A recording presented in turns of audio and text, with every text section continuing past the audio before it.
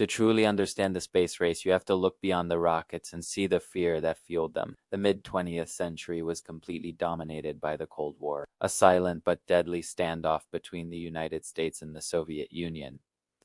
This was a global battle for ideological supremacy, a fight for hearts and minds. But the battlefield wasn't just a map of countries, it was the sky itself. The starting gun for this epic race was fired on October 4th, 1957. That's when the Soviets launched Sputnik 1.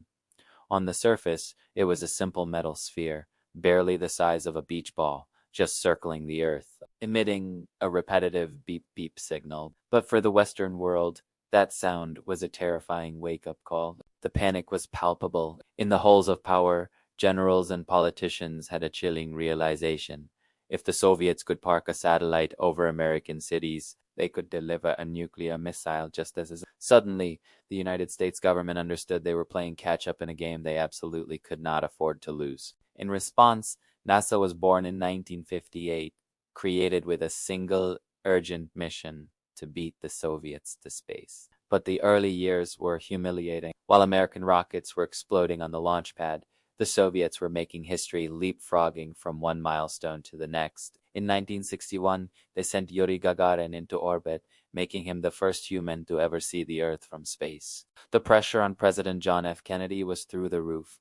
He knew America needed more than just a scientific success. It needed a miracle, a grand gesture to restore national confidence and global standing. So, Kennedy decided to raise the bar, not just by a little, but to an almost impossible height. He went before Congress and made an audacious pledge to land a man on the moon and return him safely to Earth before the decade was out. To the engineers at NASA, this sounded like sheer madness. It was a total long shot. The technology required to navigate to the moon, to land on it, and to come back, it simply didn't exist yet. The computers they had to guide the spacecraft had less processing power than a modern musical greeting card. The guidance systems, the life support, the re-entry shielding, it all had to be invented from scratch. The decade that followed was a harrowing journey. It was a story written in sweat, tears, and devastating tragedies, like the Pollo 1 fire that tragically killed 3 astronauts during a launch rehearsal. The loss was immense,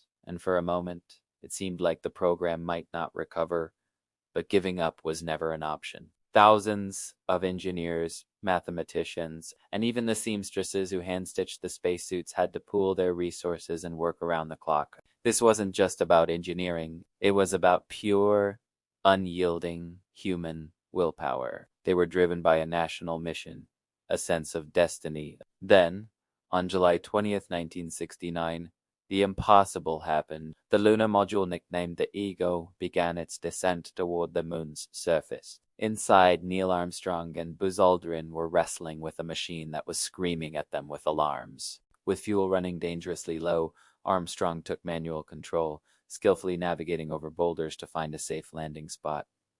The world held its breath when he finally spoke those iconic words.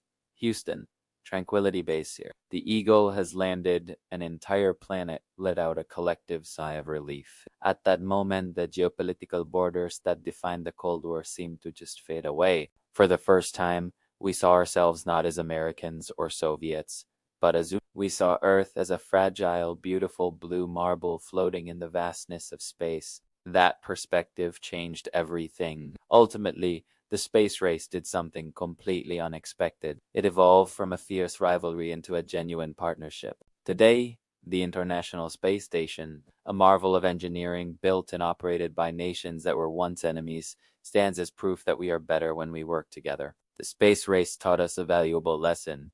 Competition might make us faster, but it's collaboration that makes us sustainable. We reached for the stars to prove who was stronger, but in the process, we discovered how fragile and how connected we all are.